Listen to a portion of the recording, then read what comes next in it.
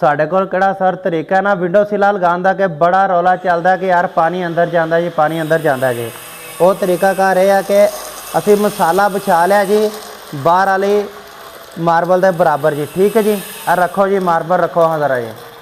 ठीक है, सब तो पहले असी बाहर वाला डाउन पीस लगा लेना है और उस तो बाद उनके मुताबिक दा अंदर मसाला बिछा लेना जी। ठीक है जी, यह देखो जनाब मेरी हुण बनया टक या नहीं बनया, कैसी गल है यार, कमाल हो गया। यह देखो इहदे नाल किदों हुण लगेगी ना खिड़की अलमोनीयम की, तो कभी जिंदगी दे विच पानी कड़ा ना घर अंदर इंटर नहीं हो सकता। ठीक है जी, ये टक है साढ़े कोल, यह देखो इस तरह का। ठीक है, और यह सारा तरीकाकार है जनाब मेरी। और बाहर वाली साइड ते इस तरह स्लोप रखनी है ताकि पानी कड़ा ना इत्थे डिगे भी तो बाहर नीचे आ जाए।